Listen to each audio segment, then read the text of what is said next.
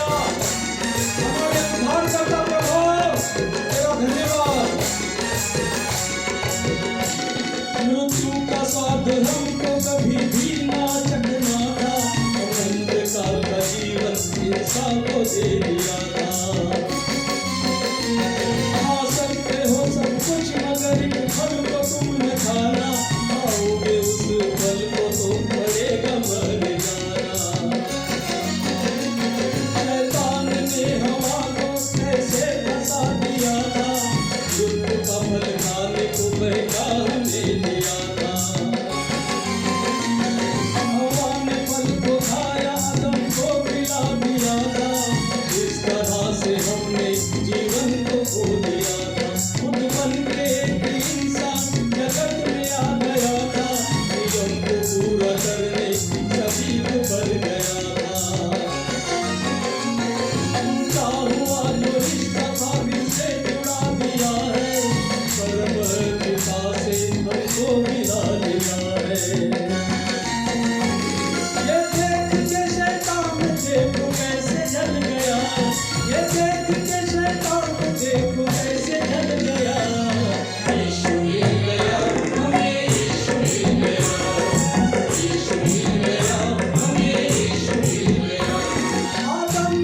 खोया था वो यीशु ने पा लिया, आदम ने जो खोया था वो यीशु ने पा लिया।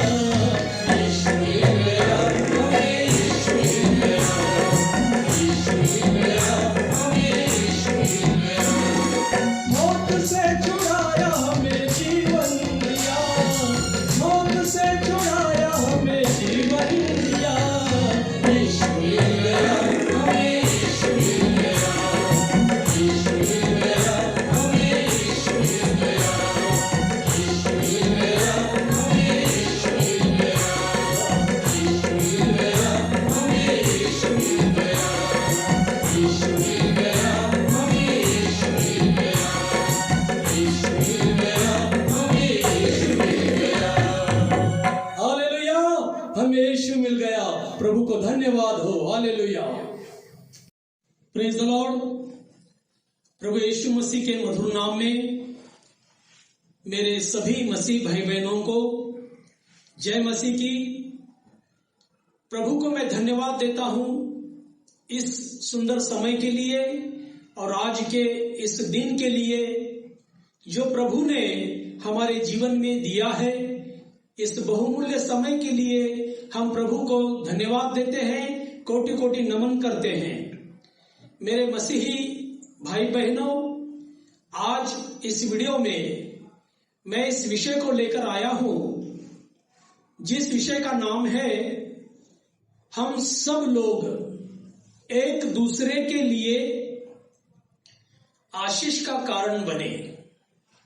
तो हम एक दूसरे के लिए आशीष का कारण कैसे बन सकते हैं और कैसे बनना चाहिए, और ये हमारी उन्नति के लिए, हमारी शारीरिक उन्नति के लिए, हमारी फाइनेंशियली बढ़ोतरी के लिए और हमारी आत्मिक उन्नति के लिए बहुत जरूरी है कि हम एक दूसरे के लिए आशीष का कारण बने।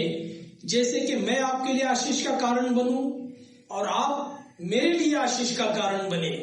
ये बहुत ही जरूरी है हमारे मसीह जीवन में।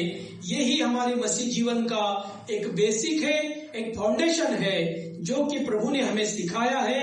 जैसे कि उदाहरण के तौर पर अगर देखा जाए तो हम एक दूसरे के लिए आशीष का कारण कैसे बन सकते हैं। अभी मैं आपको एक छोटा सा उदाहरण देता हूं। कुछ साल पहले बंबई में जब मैं रहता था, उस समय मैं लोकल ट्रेन से सफर करता था। तो एक दिन ऐसा हुआ कि लोकल ट्रेन में बहुत सारी भीड़ थी, आज भी भीड़ रहती है। बहुत ही दौड़ती जिंदगी है बंबई की। तो उस समय मैं ट्रेन के डिब्बे में बैठा था और मुझे बैठने के लिए जगह तो मिल गई थी। और उसी भीड़ में एक बहुत ही बुजुर्ग, बहुत ही उम्रदराज ऐसी एक महिला जो मेरी माताजी की उम्र की थी, वो महिला अपने सर पर एक संतरे का भरा हुआ टोकरा लेकर खड़ी थी और उसको भीड़ दबा रही थी। उसके सर का जो टोकरा था लगभग 20-25 किलो का उसमें वजन था, लोडिंग था।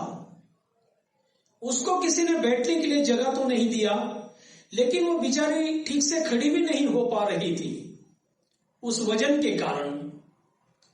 अब मैं उसी के सामने के बेंच पर बैठा हुआ था और वो जो आंटी जी थी, वो जो माता जी थी, वो संतरे, ऑरेंज बेचने के लिए उस डिब्बे में आई थी। अब इतनी बड़ी भीड़ में कोई भी ग्राहक उसको नहीं मिल रहे थे उस ऑरेंज को लेने के लिए। तो मेरे मन में ऐसा आया कि चलो मैं थोड़े से ऑरेंज खरीद लेता हूं। फिर मैंने उस आंटी से पूछा कि आंटी कैसे दी है ये ऑरेंज का रेट क्या है, कीमत क्या है। उन्होंने कहा बेटा 10 रुपए के 5 है। तो मैंने ठीक है, मुझे आप 5 दे दीजिए। मैंने 5 ऑरेंज ले लिए और वहीं पर मैं बैठकर खाने लगा। तो मेरे पड़ोस के लोग पूछ रहे, भाई मीठा है क्या, ऑरेंज अच्छा है, मीठा है? हाँ हाँ मीठा है। इधर से भी कोई पूछ रहे, भाई अच्छा है क्या ऑरेंज, मीठा है क्या? हाँ हाँ मीठा है, बहुत अच्छा है, मीठा है। तो फिर मेरे बाजू के एक आदमी ने खरीदा, दूसरे ने खरीदा, तीसरे ने खरीदा। ऐसा करते करते लगभग वो आंटी जी का आधे से ज्यादा लोड, बोझ कम हो गया। और कम से कम मेरा ऐसा अंदाजा है 40-50 लोगों ने वो माता जी के पास से ऑरेंज खरीदे और उनका 400-500 रुपए का वहां पर बिजनेस हो गया। अब यहां पर कहने की बात क्या है कि जब मैंने खरीदा और औरों को भी बताया कि हाँ अच्छा है ले लीजिए, तो उस माता जी को भी ब्लेस मिला, आशीष मिला और उनके सर का बोझ भी कम हुआ। और वो माता जी बहुत खुश हुई, बेटा तूने मेरे पास से 10 रुपए के ऑरेंज खरीदे और देख तेरा हाथ कितना अच्छा लगा कि मेरे इतने ऑरेंज बिक गए। बोला आंटी ऐसी कोई बात नहीं है, किसी का हाथ अच्छा लगता ऐसी बात तो नहीं है। ये तो प्रभु को धन्यवाद हो कि मुझे आपके लिए आशीष का कारण बनने का मौका मिला और मैं आपके लिए आशीष का कारण बना। प्रभु को धन्यवाद हो। कई बार हम देखते हैं किसी भी दुकान में, किसी भी शॉप में जब हम कुछ खरीदी करने जाते हैं, शॉपिंग करने जाते हैं, मेरा ये अनुभव है, मेरा व्यक्तिगत अनुभव मैं आपसे बता रहा हूं, शायद आपके साथ भी होता होगा कि जब भी हम किसी दुकान पर, किसी शॉप पर जाते हैं तो हम जाने से पहले वहां कोई ग्राहक नहीं होता। वो बेचारा दुकानदार अकेला ही अपने काउंटर को संभाल कर बैठा होता है। लेकिन जैसे हम जाकर वहां पर खड़े होते हैं, कुछ खरीदी की बातें करते हैं, हमारे पीछे तुरंत और वहां पर 4-5 लोग खरीदने के लिए आ जाते हैं। अब इसके पीछे कोई अंधश्रद्धा, कोई ब्लाइंड फेथ ये नहीं है, लेकिन इसके पीछे एक ही बात है कि हमारे साथ साथ परमेश्वर की आशीष, परमेश्वर की कृपा, परमेश्वर का अनुग्रह निरंतर चलता रहता है। परमेश्वर की आशीष हमारे साथ में निरंतर चलती रहती है।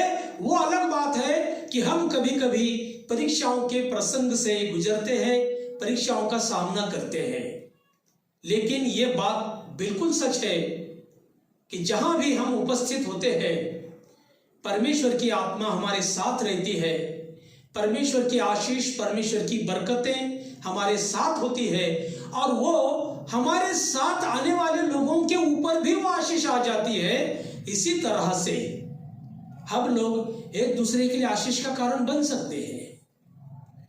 मैंने कई साल पहले इस बात को सोचा था कि हमारे प्रभु के लोगों में भी बहुत सारे ऐसे मजदूर लोग हैं, गरीब लोग हैं। कोई प्लम्बर का काम करता है, कोई फ्रूट बेचने का काम करता है, कोई बिल्डर है, कोई फ्लैट बेचते हैं, घर बेचते हैं, घर बनाते हैं, कोई कपड़े की दुकान चलाता है। बहुत सारे हमारे मसीह भाई बहन लोग भी अपना बिजनेस करते हैं।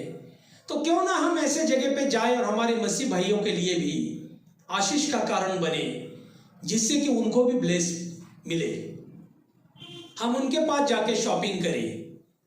इसका मतलब मैं ये नहीं बोल रहा हूं कि अन्य दुकानों में नहीं जाना चाहिए, बिल्कुल जाना चाहिए। सभी लोग हमारे भाई बहन हैं, पूरे देश के लोग हमारे भाई बहन हैं। All Indians are my brothers and sisters. हम लोग स्कूल में पढ़ते हैं, सभी भारतीय मेरे भाई बहन हैं। कोई पक्षपात नहीं, कोई भेदभाव नहीं, लेकिन हम परमेश्वर के चुने हुए पवित्र लोग हैं, परमेश्वर के चुने हुए आशीषित लोग हैं। इसलिए ये बात मैं बता रहा हूं कि हमको एक दूसरे के लिए आशीष का कारण बनना बहुत जरूरी है। इससे क्या होता है, इससे हम एक दूसरे की उन्नति कर सकते हैं।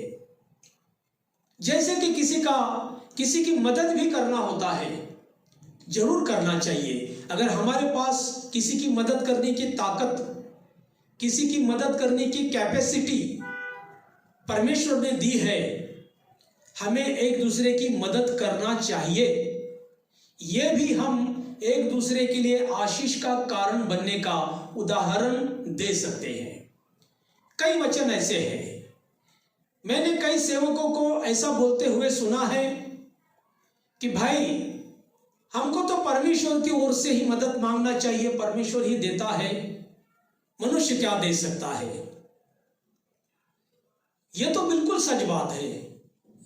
हम सबको परमेश्वर ही मदद कर सकता है। हम उसी के पहाड़ों की तरफ अपनी नजर को उठाकर देख सकते हैं, लेकिन इसी के साथ साथ परमेश्वर ने हमें यह भी बताया है कि हमें एक दूसरे के भी मदद करने के लिए खड़ा रहना चाहिए। हमें एक दूसरे की भी मदद करना जरूरी है। अगर कोई गिरता है तो हमारे हाथ को आगे करके, हमारे हाथ को आगे बढ़ा करके उसको उठाने का प्रयास करना चाहिए। इससे भी हम एक दूसरे के लिए आशीष का कारण बन सकते हैं। अगर कोई निराशा में है, उसको हम आशा दिखाए, प्रभु के प्रेम को बताए। अगर कोई तकलीफ में है, उसकी मदद, उसकी सहायता जरूर करना चाहिए, क्योंकि ये भी वचन है। ये वचन नहीं है ऐसी बात नहीं है, बाइबल में बहुत सारे वचन ऐसे हैं। उसी के कुछ वचन मैं आज आपके सामने पढ़ने जा रहा हूं, बाइबल से ही है। अगर हम देखेंगे तो मत्ती के सुसमाचार उसके 5वें अध्याय और उसके 7वें वचन में ऐसा लिखा है, धन्य है वे जो दयावंत है, क्योंकि उन पर भी दया की जाएगी।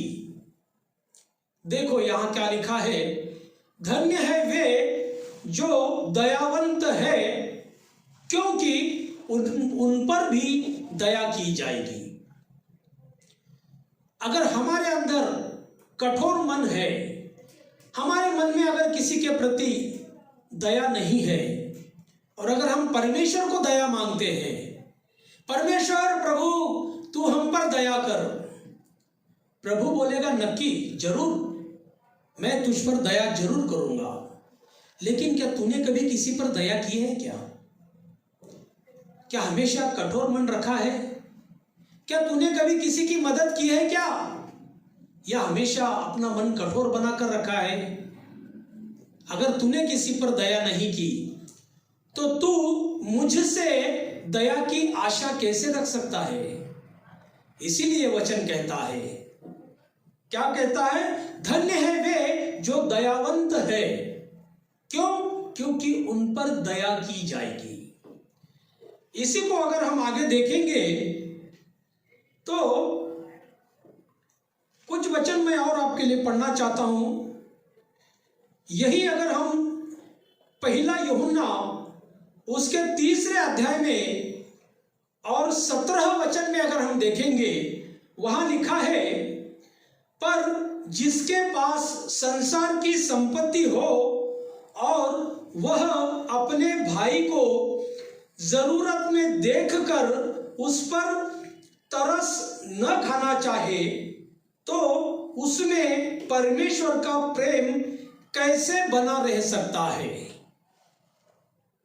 किसी के पास संसार की सारी संपत्ति है, संसार की सारी चीजें उसी के पास है, लेकिन अपना एक भाई या अपनी एक बहन अगर जरूरतमंद है, उसको जरूरत है, और अगर हम उसको ऐसी परिस्थिति में देखने के बाद भी उस पर अगर हम तरस नहीं खा रहे हैं, अपना मन कठोर कर रहे हैं, तो यह कैसा प्रेम है? क्या सच में हम परमेश्वर के प्रेम में मजबूत हो गए क्या? क्या सच में परमेश्वर का प्रेम हमारे अंदर है क्या? अगर है तो हमारे अंदर एक दूसरे के लिए तरस होना बहुत जरूरी है, क्योंकि हम लोग मसीह का मन रखने वाले लोग हैं। हम सब के अंदर प्रभु यीशु मसीह का मन है, और यीशु मसीह का मन क्या है? एक दूसरे के ऊपर दया करना, एक दूसरे के ऊपर तरस खाना, अपना मन एक दूसरे के लिए कठोर ना करें। और मैं आपको और कुछ रेफरेंस बताना चाहता हूं। लूका रचित सुसमाचार में उसके 6 अध्याय में अगर हम देखेंगे तो उसके 38 वचन में लिखा है, दिया करो तो तुम्हें भी दिया जाएगा, लोग पूरा नाप दबा दबा कर और हिला हिला कर और उभरता हुआ तुम्हारी गोद में डालेंगे, क्योंकि जिस नाप से तुम नापते हो उसी से तुम्हारे लिए भी नापा जाएगा। कितनी महत्वपूर्ण बात है। दो तो तुम्हें भी दिया जाएगा, माप को हिला हिला कर दबा दबा कर दिया जाएगा, और जिस नाप से तुम नापते हो उसी नाप से तुम्हारे लिए भी नापा जाएगा। रिप्लेसमेंट है। अगर हम किसी को देते हैं तो कोई हमको भी देगा, परमेश्वर भी हमको देगा, परमेश्वर की दया भी हम पर होगी। इसलिए यह बहुत जरूरी है। मैं आपके लिए और कुछ रेफरेंस पढ़ना चाहता हूं। लूका रचित सुसमाचार इसी का 6 अध्याय और उसके 36 वचन में क्या लिखा है देखिए, जैसा तुम्हारा पिता दयावंत है वैसे ही तुम भी दयावंत बनो। जैसे तुम्हारा पिता दयावंत है वैसे ही तुम भी दयावंत बनो। हमारा परमेश्वर दयालु है। क्यों? क्योंकि हमने भजन संहिता 100 अध्याय और उसके 5वें वचन में पढ़ा था कि परमेश्वर भला है और उसकी करुणा सदा की है। परमेश्वर भला है और उसकी करुणा सदा की है, उसकी दया सदा की है, हमेशा के लिए है। तो हम परमेश्वर के बच्चे हैं, क्या हमें करुणामय नहीं होना चाहिए? क्या हमें परमेश्वर के समान दयालु नहीं होना चाहिए? या सिर्फ एक दूसरे को उपदेश, सिर्फ वचन बताकर ही समाधान करना चाहिए? बाइबल बताता है, दो तो तुम्हें भी दिया जाएगा, जिस नाप से तुम नापते हो उसी नाप से तुम्हारे लिए भी नापा जाएगा। तो हमारा पिता जैसे दयालु है, हमारा पिता जैसे दयावंत है, वैसे ही हमें भी एक दूसरे के लिए दयालु होना बहुत जरूरी है। यही तो परमेश्वर का प्रेम है जो हमारे अंदर परमेश्वर ने रखा है।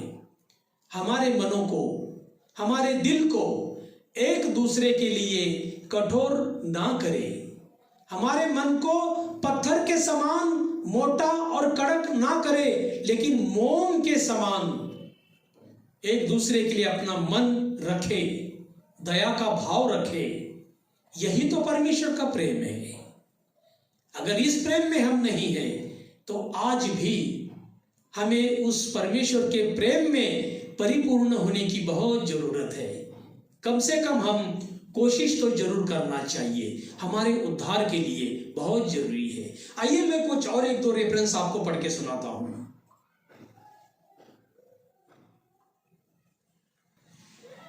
नीति वचन में लिखा है, नीति वचन उसके 19 अध्याय और उसके 17 वचन में क्या लिखा है देखिए, जो कंगाल पर अनुग्रह करता है वह यहोवा को उधार देता है और वह अपने इस काम का प्रतिफल पाएगा। देखो, नीति वचन 19:17 में भी ये लिखा है कि जो कंगाल को देता है, जो कंगाल पर अनुग्रह करता है, वह यहोवा को उधार देता है और वो उसका प्रतिफल जरूर पाएगा।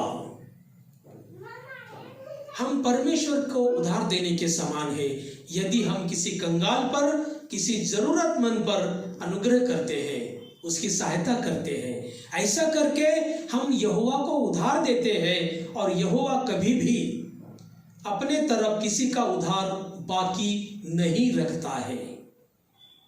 परमेश्वर महान है, परमेश्वर सर्वशक्तिमान है। आइए मैं एक रेफरेंस और आपके लिए पढ़ता हूं।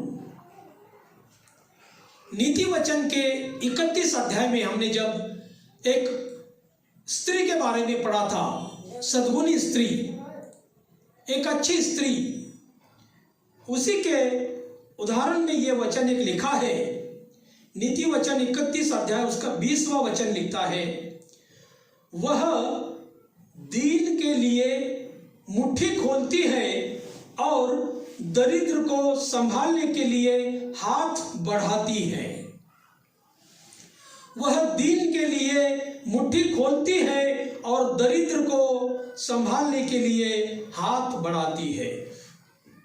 यह सद्गुणी स्त्री के बारे में लिखा है कि दीन, गरीब और दरिद्र, इनके लिए हमेशा वो अपनी मुट्ठी को खोलती है, उनकी जरूरत को पूरा करने के लिए। एक सद्गुणी स्त्री, परमेश्वर का भय मानने वाली स्त्री, ये तो उदाहरण के लिए लिखा है। लेकिन यही सद्गुणी स्त्री नहीं, लेकिन सद्गुणी पुरुष, सद्गुणी मसीही, सद्गुणी क्रिश्चियन भाई बहन, यदि हम परमेश्वर की दृष्टि में सद्गुणी हैं, अच्छे गुण रखते हैं, परमेश्वर का स्वभाव हमारे अंदर है, तो हम भी दीन दरिद्र के लिए हमेशा अपनी मुट्ठी को खोले, सहायता करने के लिए जरूर मुट्ठी को खोले, क्योंकि यह परमेश्वर के वचन है, यह परमेश्वर की आज्ञाएं हैं।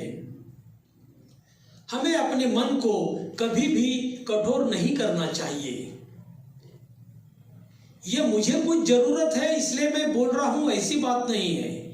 मैंने जितने भी वचन आपको बताए हैं, आप अपने पवित्र शास्त्र को खोलकर पढ़ सकते हैं, उस पर मनन भी कर सकते हैं। यह बहुत जरूरी है हमारी आत्मिक उन्नति के लिए, परमेश्वर की दया को प्राप्त करने के लिए, परमेश्वर का अनुग्रह प्राप्त करने के लिए, परमेश्वर की ब्लेसिंग्स, परमेश्वर की आशीषों को प्राप्त करने के लिए यह बहुत जरूरी है कि हम भी एक दूसरे के लिए दया दिखाए, एक दूसरे के लिए आशीष का कारण बने। परमेश्वर इन वचनों के द्वारा आप सभी को बहुतायत से आशीष दे और परमेश्वर आप सभी पर कृपा करे। परमेश्वर आपके बच्चों पर, आपके परिवार पर कृपा करे। आइए मैं 2 मिनट की प्रार्थना करता हूं। सर्वशक्तिमान पिता परमेश्वर यहोवा, तेरे प्यारे बेटे हम सबके उद्धार करने वाले प्रभु यीशु मसीह नासरी के नाम से इस वीडियो को देखने वाले मेरे सभी भाई बहनों को प्रभु यीशु मसीह नासरी के नाम से आशीष की घोषणा करता हूं। पिता परमेश्वर, जो भी वचन हमने पढ़े हैं, सुने हैं, इस वचन को हमारे जीवन में लागू होने दे और हम पर कृपा करे। देखने वाले सभी के बच्चों को, उनके परिवार को आशीष कीजिए, उनके बिजनेस में आशीष दीजिए, उनकी मिनिस्ट्री में आशीष दीजिए, हर बीमारी से, हर मुसीबत से सबको बचाए रखे। प्रभु आपकी महिमा के लिए हमारा इस्तेमाल करें, आपके राज्य की बढ़ोतरी के लिए, हम एक दूसरे के लिए आशीष का कारण बनने के लिए हमारी सहायता करें। ये सारी प्रार्थना, ये सारी विनती प्रभु यीशु मसीह नासरी के नाम से मांगता हूं पिता, सुने और कबूल कीजिए। आमीन, आमीन, आमीन। धन्यवाद। प्रभु आप सबको आशीष करें। Thank you so much.